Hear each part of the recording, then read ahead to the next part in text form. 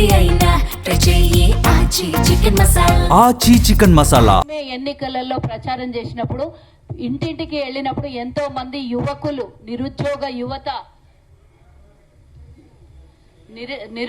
యువత అందరూ కూడా ఎంతో మంది ఇళ్లలోకి వెళ్ళినప్పుడు మా పిల్లలందరూ అంటే గంజాయికి అలవాటు అయిపోయినరు, లేదా ఇంకో రకంగా వాళ్ళు ఉద్యోగం చేయకుండా ఈ డ్రగ్స్ తోని కుటుంబాలను నాశనం చేస్తుండ్రు అని ఎంతో మంది మేము ప్రచారంలో ఇళ్లలోకి వెళ్ళినప్పుడు చెప్పినటువంటి విషయం. మరి శుద్ధపూస మాటలు చెప్పిండ్రు, పెద్ద పెద్ద మాటలు చెప్పిండ్రు.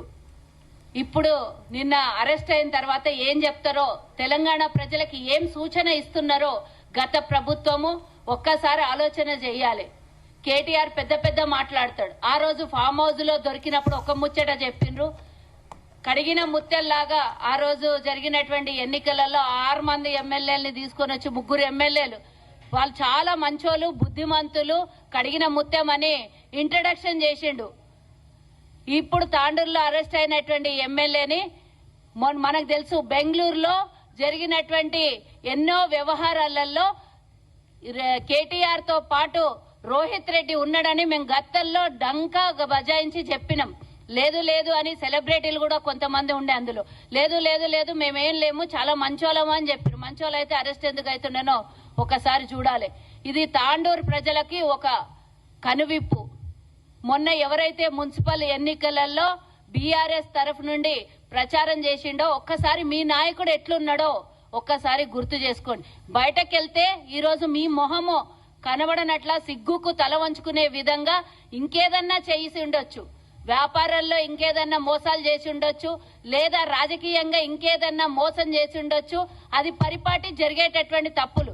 కానీ యువతని తప్పుదారిలో పంపించడానికి లేదా స్వయాన తనొక శాసనసభలో సభ్యుడయి ఉండి కూడా డ్రగ్స్ కి అలవాటయ్యి డ్రగ్స్ మాఫియాని నడిపించి తద్వారా వచ్చినటువంటి డబ్బుని మరి తాండూరు నియోజకవర్గంకు ఖర్చు పెట్టిండా లేకుంటే తాండూరు పిల్లల మీద ప్రయోగం చేసిండా అనేది ఒకసారి గుర్తు చేసుకోవాలి. దుబాయ్ లో కూడా దొరికినప్పుడు మీరు గుర్తుంచుకోవాలి ఈ విషయం. అందరికీ తెలియకపోవచ్చు తాండూరు దుర్మార్గుని విషయాలు. దుబాయ్ లో దొరికినప్పుడు ఒక వ్యక్తి చనిపోయిండు. ఆ వ్యక్తి చనిపోయినప్పుడు కూడా బాగా డ్రగ్స్ కి అలవాటైనటువంటి ఆ వ్యక్తి, అక్కడ ఉన్నటువంటి వ్యవస్థ అంతా కూడా ఇంకొక సెలబ్రిటీ, ఇవన్నీ నేను మీడియా ముఖంగా ఒక మహిళగా నేను చెప్పలేకపోవచ్చు, లేదా ఈ విషయాన్ని కూడా చెప్పాలంటే సిగ్గుగా ఉండొచ్చు. కానీ ఇవన్నీ తప్పించుకొని వాళ్ళకు ఉన్నటువంటి బలంతోని గతంలో కేటీఆర్ బలం వెనకాల బాగా సపోర్ట్ ఉండి, ఎందుకంటే వాళ్ళిద్దరు మునిగిందే గంగ అనుకునేటోళ్ళు కాబట్టి ఈయన ఎట్లంటాడో ఆయనకు దారిలో ఉండేటటువంటి రోహిత్ రెడ్డి కూడా. కాబట్టి ఒక్కసారి తెలంగాణకి బీఆర్ఎస్ నాయకులు గాని బీఆర్ఎస్ సభ్యులు గాని కార్యకర్తలు గాని ఈ రోజు ఆలోచించుకోండి. తెలంగాణని గతంలో 10 ఏళ్లు హైదరాబాద్నే కాదు మా జిల్లాలకు కూడా వ్యాప్తి చెందేటట్టుగా ఎప్పుడు కూడా అప్పుడెక్కడన్నా వింటుంటే మీ పంజాబ్ లో అక్కడ ఇంకెక్కడన్నా ఈ డ్రగ్స్ ఉన్నాయి అంటేనే మన పిల్లలు ఆ ఏరియాలకు పోతే భయపడేటట్టు ఉంటుండే. కానీ మన ప్రభుత్వం ప్రజాపాలన వచ్చేంత వరకు కూడా హైదరాబాద్ ని ఏ విధంగా ఆడపిల్లలకు చిన్న పిల్లలకు కూడా మానభంగం చేసి చంపినటువంటి రోజులు మనం గడతల్లో గుర్తు చేసుకోవాలి. డ్రగ్స్ తీసుకొని 6 ఏళ్ల పిల్ల మీద మానభంగం జరిగింది, 9 నెలల పిల్ల మీద మానభంగం జరిగింది. ఇదంతా ప్రభావితం ఏం చేసింది? తాగుబోతులు అలవాటు చేసి డ్రగ్స్ కి అలవాటు చేసి. అదే ఈ రోజు రోహిత్ రెడ్డి ఒకవేళ తాండూరులోని ప్రజల్ని ప్రభావితం చేసింటే మా తాండూరు పరిస్థితి ఏ విధంగా అవుతుండే? తాండూరు ప్రజలు విఘ్నులు కాబట్టి పూర్తిగా బొందబెట్టి పాతాళంలోకి తొక్కి ఓడగొట్టిండ్రు.